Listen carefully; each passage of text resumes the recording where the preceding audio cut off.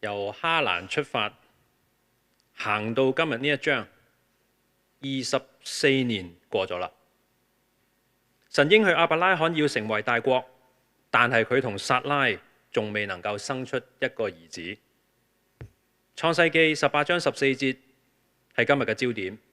耶和華豈有難成的事嗎？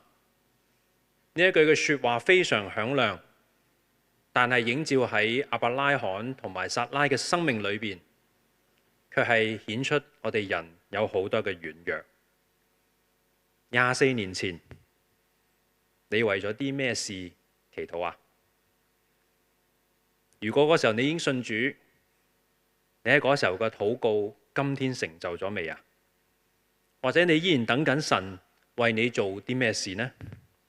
嗱，今日我哋會從兩個角度繼續去思考喺神裏邊冇難事呢一句說話嘅意思。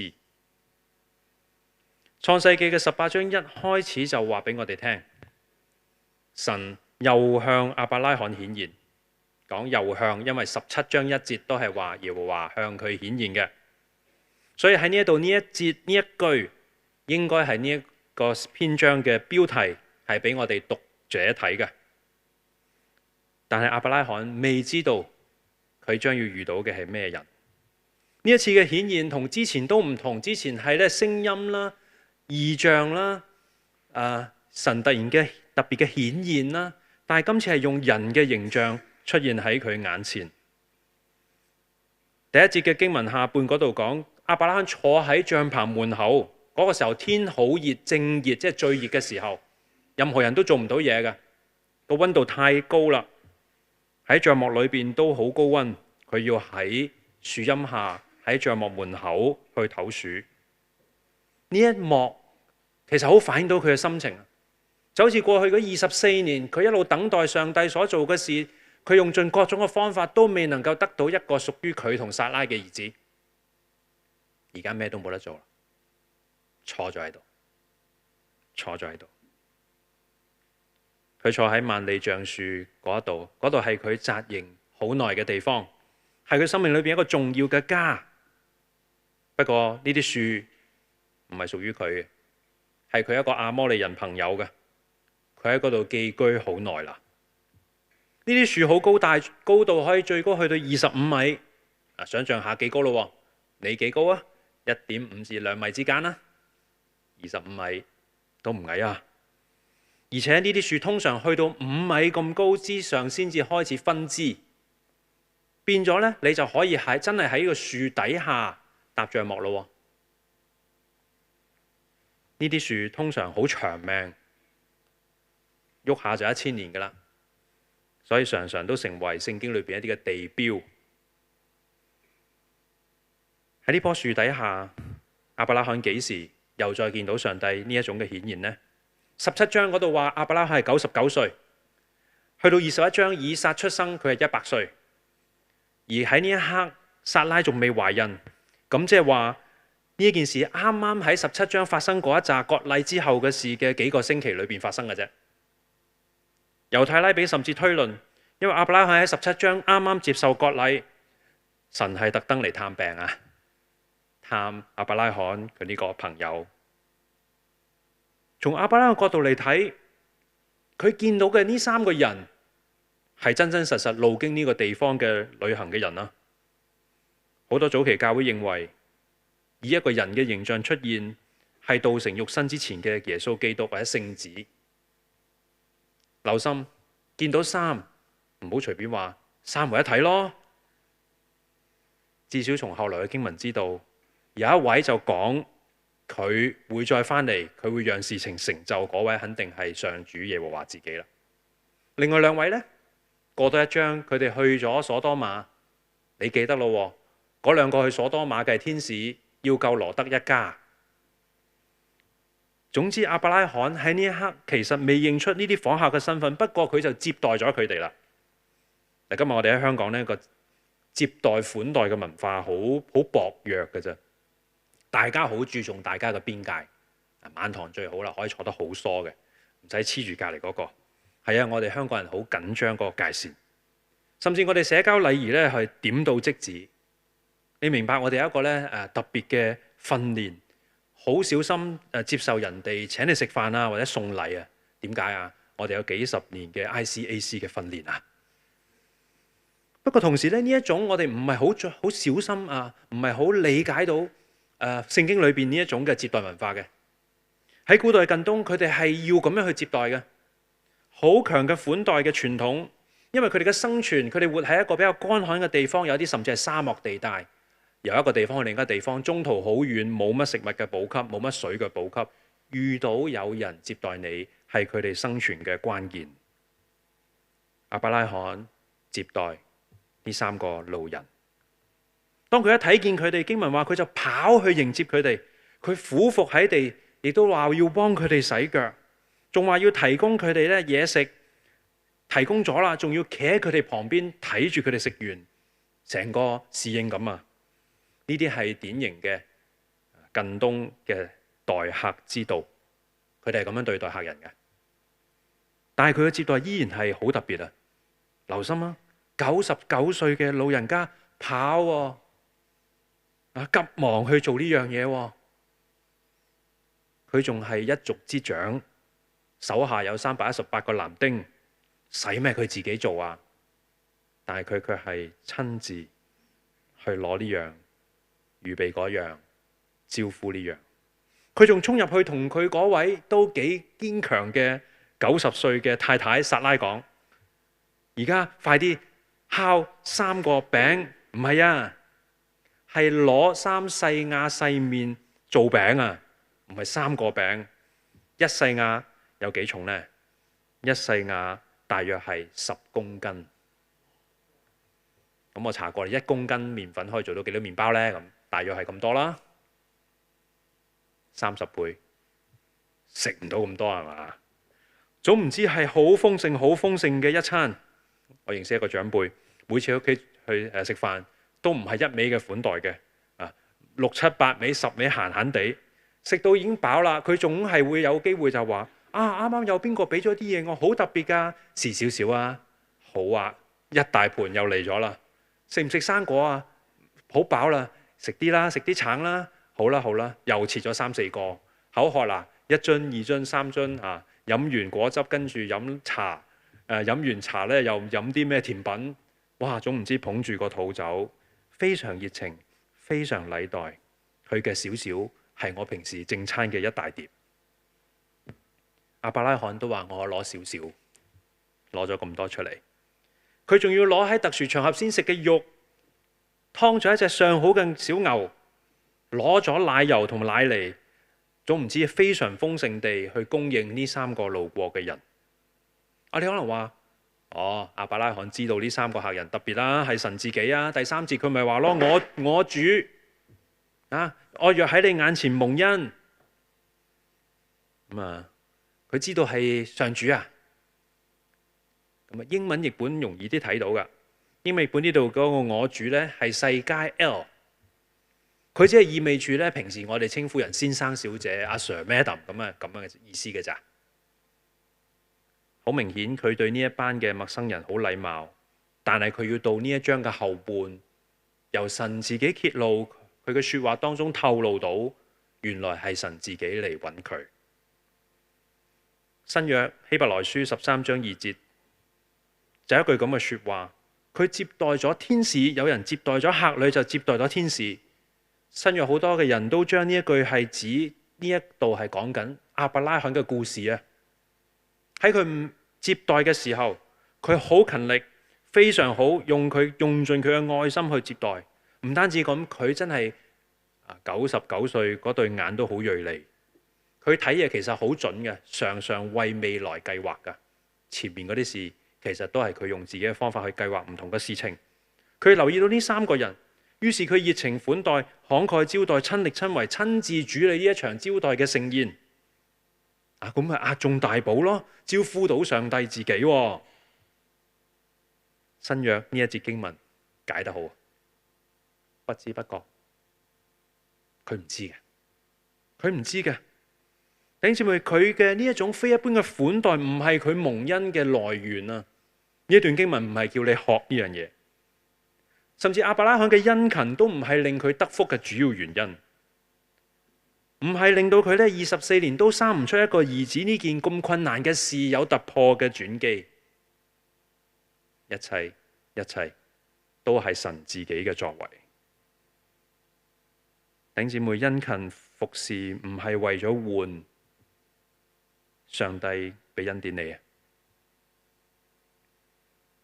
今日我哋或者帶住一啲好難嘅事，等待上帝回應事情，甚至我哋好想上帝為我哋成就事情，但係有時候我哋有啲錯覺，就係我做多啲侍奉，我勤力啲返教會，我讀多啲聖經，我靈修多啲，我奉獻多啲，神就會鍾意我多啲，聽我多啲，我嘅祈禱，幫我去實現。嗰啲牧師傳道執事啲禱告就靈，因為佢哋喺度成日喺神面前仰嚟仰去。我哋常常有咁嘅錯覺，但係從亞伯拉罕嘅經歷嚟睇，上帝要成就嘅事情，全部都係佢自己嘅主權。喺佢所定嘅事情裏邊，我請欣幫我撳一撳。喺佢所定嘅時間裏邊，絕大部分都唔係，甚至冇一樣嘢係由我哋人去控制嘅。我哋唔可以用任何嘢去換上帝作成佢要作嘅事。或者等我哋再睇下頭先講嘅接待嗰啲習俗啦，咁豐富啊！有人就研究過從舊約或者古代嘅文獻去歸納出7樣接待陌生人嘅規矩。第一，總唔知嗰個人去到你嘅範圍裏邊，就由你負責接待。佢行到你屋企嘅前院就係你啦，就唔係隔離嗰個。接待幾長呢？1晚或者1個禮拜，由嗰個主人去建議嘅。如果個陌生人拒絕嘅話，就表達佢係有敵意；如果佢接受嘅話，佢就表示係友善。而主人啦，下邊盡可能去款待客人，都要有嘢做㗎噃。譬如將一啲遠方嘅消息交換俾主人知道，又或者去表揚呢個主人家啦，多謝佢啦，向外講佢嘅好，提高佢嘅聲望。總唔知一日喺呢個主人家嘅範圍裏邊，客人都受到主人嘅保護。咁你知道後來點解羅德要咁樣保護嗰2個天使啦？佢哋文化係咁啦，只有男主人或者男性可以去出面接待。嗱，睇咗呢幾項，我哋再睇呢一節啦。他們對亞伯拉罕說：你妻子撒拉在哪裏啊？客人竟然問呢個主人家嘅妻子喺邊度？係非比尋常㗎，平時唔會咁樣㗎。但係佢哋竟然知道神冇幾耐之前喺17章幫佢嘅太太改名嘅呢件事，之前係叫撒萊，而家喺17章割禮前咧就改咗做撒拉，亞伯蘭都改咗做亞伯拉罕啦。嚟到呢一章，佢哋竟然知亞伯拉罕知道有啲唔同啦。呢幾個人果然唔同。因著個風俗習慣，女士一般唔會露面嘅。神問撒拉喺邊度，其實亦都係提高聲線話俾撒拉聽嚟緊講嘅嘢，留心聽，關你事嘅，留心聽。講咩嘢呢？第10節一齊讀啊！有一位說：明年這時候，我一定會回到你這裏。看啊，你的妻子撒拉會生一個兒子。撒拉在那人後面的帳棚門口也聽見。客人坐喺樹下喺出邊霹靂野餐。撒拉就喺帳幕裏面，佢冇露面嘅。但係神為咗確保佢能夠參與喺其中，要佢豎起耳朵聽清楚，因為神親自嚟話俾佢聽呢個最新消息啊！你哋等咗24年嘅兒子喺呢一年會出世。哇！呢個幾大嘅消息啊！1年後我會翻嚟揾亞伯拉罕你，到時你太太撒拉就已經生咗一個仔啦。好準確咁樣講咗個時間，24年都冇講過嘅，幾時會有個仔？呢一次清清楚楚講咗。其實喺17章呢，上帝已經話俾亞伯拉罕同撒拉聽有呢個應許噶啦。但係喺相對咁短嘅時間，一再重複佢會俾一個兒子係撒拉所生嘅兒子呢個應許，一次一次咁講，點解上帝要重重複複啊？我諗起我自己近來一個片段，我仔要報讀中學，咁作為家長嘅就會盡力咧，希望件事咧就向好嗰方面發展嘅。同時個心其實好緊張，囉囉攣嘅，又好有啲擔憂啦，唔知可唔可以成事啦，去唔去到心儀嘅學校啦。有一晚我仔就走嚟問我：爸爸可唔可以話俾我聽一句咧關於神幫助人嘅金句啊？佢要做功課。於是我就去聽咁啦，你背詩篇46篇1節，神是我們的避難所，是我們的力量，是我們在患難中隨時的幫助。咁佢就攞住呢個金句，咁就去溫習預備咧有啲嘅presentation。第二日，我按照一路跟開嘅讀經表，一讀打開個錄音。讀經就讀俾我聽，詩篇46篇第1節，神是我們的避難所，是我們的力量，是我們在患難中隨時的幫助。我喺嗰一刻心裏邊震咗出嚟，神啊，你讓呢一句說話一再出現，其實係要提我。我以為我俾我仔，但原來神要提我。神彷彿問我：我俾你嘅應許，你有冇信啊？你教導別人要有信心，唔好懼怕，你自己呢？神一再去提啊，讓我記得，讓我有信心。弟兄姊妹，你呢有冇邊一句嘅金句或者經文老是常出現啊？成日都見到嘅，或者睇到嘅，最近成日有人提嘅，讀又讀到。或許神正喺度確保你豎起對耳朵聽清楚。重複聽到嘅應許係要增加你對呢個應許嘅信心，以至你對未來未出現嘅事情，你都要有一份嘅確信。咁你話唔通有金句就一帆風順咩？唔係㗎。我攞咗呢句金句之後，仲繼續面對現實當中前面仲有面試仲要咧點樣幫孩子溫習預備，家長都要面試㗎嘛，家長都要預備，家長都要擔心埋一份㗎嘛，繼續揸住個金句向前走咯。件事未解決，但係知道神睇住。撒拉嘅難題喺邊度啊？唔係就係24年已經過咗咯。佢從前人見人愛嘅女士。你諗下，前邊我哋讀過㗎，去到埃及，連法老都想迎娶嘅女人，靚到咁嘅，20年後，今日變成點啊？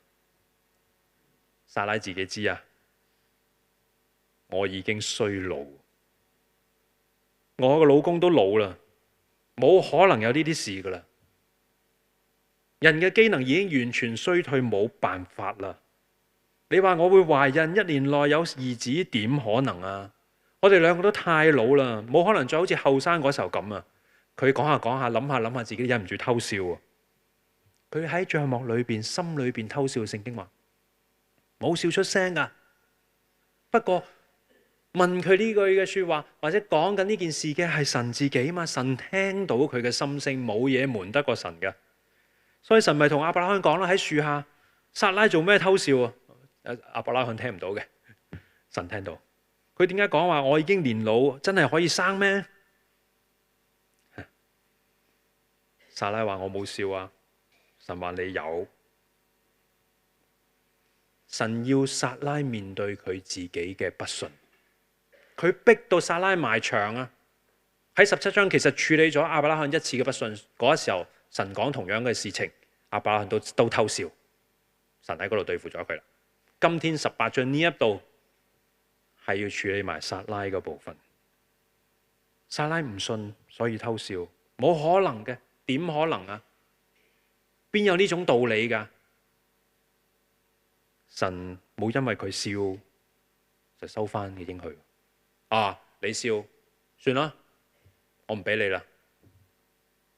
神冇啊，相反，佢透過處理佢嘅不信嚟到回應撒拉，幫助撒拉，要佢跨越呢一種嘅不信啊！接住神講咗一句好重要、好重要嘅說話，呢一句嘅說話喺聖經裏邊多次嘅重複，亦都係我哋嘅主題。我請大家讀藍色嘅字，預備起。耶和華豈有難成的事嗎？反問嚟㗎，答案一定係冇，冇嘢難得到神嘅。其實呢一句意思係話，我唔通唔可以做到任何我想做嘅嘢咩？上帝要做嘅事情就一定做得到。世上冇任何嘅嘢可以阻礙上帝要做嘅事。就算你嘅身體已經按住世界嘅規律衰敗，機能冇晒，冇可能生仔噶啦，但係神都唔因此咁被阻礙，更加唔會因為你心裏邊嘅不信，你偷笑你嘅拒絕而阻礙到神要做嘅事。喺神嚟講，冇難成嘅事，冇嘢難阻到佢。你知唔知反而上帝嘅說話喺呢一刻入咗亞伯拉罕同埋撒拉嘅心裏邊，進入咗佢哋嘅生命當中。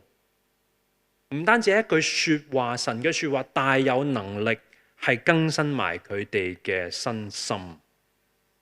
所以你漸漸可以猜想到點解後來一段比起當時喺埃及嗰一段認妻為妹即係要撒萊扮自己嘅妹，等佢法老唔好殺佢呢。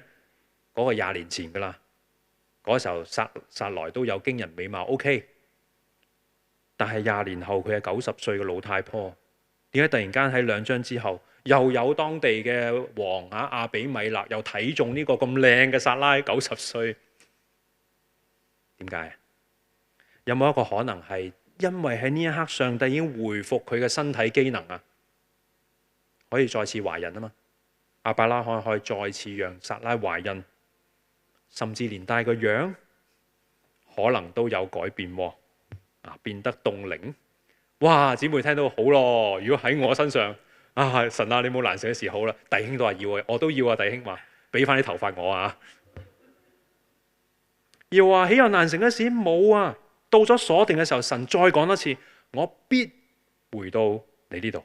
明年呢個時候，撒拉會生一個仔，唔係可能，係必，係會。神更新佢哋整個人，俾佢哋有信心，俾佢哋嘅身體重新可以生育。弟兄姊妹，從起初呼召神俾應許，俾立約，多次將亞伯拉罕同撒拉從呢個自把自為嘅錯誤裏邊拉翻轉頭啊！一而再，再而三帶翻佢哋喺呢個賜福蒙福嘅道路上邊。就算人嘅不信、人嘅軟弱，嗰種猶豫都唔能夠攔阻神要成就嘅事。你知唔知今日我哋應用係望翻神自己？豈有難事？唔係喺我哋希望上帝幫我哋做嘅事情上邊啊，係咁哀神，你俾我啦，你俾我，唔係講緊呢一啲啊。進一步嚟講，我哋要小心分辨自己不斷求嘅係咪神計劃俾我哋噶？如果唔係嘅話，我哋仲喺度猛咁熬神，要神俾我哋，神一路唔成就，我哋就對神冇信心，咁呢個係大錯特錯咯。其實會唔會神根本唔俾你咁做，唔係要你行呢個人生方向呢？所以我哋唔好將個說話塞喺神嘅口裏邊，硬係要神幫我哋成就。無論點，好似亞伯拉罕，好似撒拉，去到呢一刻，佢哋願意繼續行喺神嘅心意裏邊，喺神嘅計劃當中專心等候佢。喺19節。俾到我哋睇到一個秘訣，一切嘅事，我淨係同你睇黑色嘅字。耶和華所應許嘅話都實現，係神自己令到佢講嘅說話實現啊！神自己會完成佢要俾我哋嘅嘢噶啦。各位，信心由始至終都係關於神嘅啫，信佢亦都信佢口裏邊所應承嘅。24年前，你為咩祈禱啊？當時你期待上帝為你做啲咩事，今天係咪仲等緊？若果係神定意要成就嘅，神一定會實現㗎。你知唔知我哋北宣家有一項嘅祈禱事項係過去我哋70幾年嘅歷史啦，有60幾年都不斷擺喺禱告裏邊嘅，係咩祈禱事項？即係除咗宣教之外，就係擴堂。1968年北宣家遷入雲華大廈，68年嗰個8000尺嘅堂子，喺嗰一日開始不斷聚會人數繼續上升，好快幾年後教會已經唔夠用啦，又要不斷去揾擴展嘅地方，於是教會裏邊不斷祈禱，不斷諗方法，不斷揾單位，其實都好難，仲出現咗唔同嘅方案嘗試做呢樣做嗰樣，都失望而回，有甚至曾經研究過可唔可以喺和富道申請一塊地去起教會同埋社區服務大樓，傾咗幾輪之後，大家都話搞唔到，要放低呢個申請。陳近輝牧師就喺牧者心聲曾經咁樣寫：弟兄姊妹，我哋憑住信心向主求啦。如果我哋所求嘅唔係為咗自己，而係為咗基督嘅國度，主就能夠成就呢一切，榮耀佢嘅名。後來有執事提議，不如睇下當時仲係丟空嘅康澤1樓商場，即係依家呢個地方。不過價錢太貴，冇辦法。邊個會諗到後來1991年發生咗波斯灣戰爭，大大影響咗地產嘅市道。嗰個時候嘅業主再問佢，佢竟然願意大幅減價，將起初叫價減到差唔多低過一半，接近1/3嘅價錢，將呢個嘅地方願意賣俾北宣，即係幾多錢啊？跟我哋教會歷史檔案話1600蚊一尺。我哋而家邊度揾啊？加個0，香港島都未必買到。1968到1992年，24年，北宣終於可以擴建。當年喺雲華祈禱嘅，一次又一次失望嘅人，點會諗到真係有一日，大家會喺咁樣嘅寬闊嘅堂子聚會呢？諗到呢度，按照蕭牧師嘅說話蕭牧師話佢只能夠講，一切都係神所作成嘅功，全部都係神自己嘅作為嚟嘅啫。在神沒有難成嘅事啊，弟兄姊妹。若果我哋行喺神嘅心意同計劃裏邊，呢一切都能夠成就。今日你願意咁樣去信嗎？我哋一齊祈禱。天父，或許我哋見到教會嘅事情成就，我哋感恩，但回望我哋自己嘅家，我哋自己嘅人生，有好多事情我哋聽過你嘅應許，但係仲係等待實現。神啊，讓我哋唔灰心，繼續等待，繼續走喺你指定嘅路上，幫助我哋每一個。多謝你，我哋祈禱係奉主耶穌基督得勝名字祈求，阿門。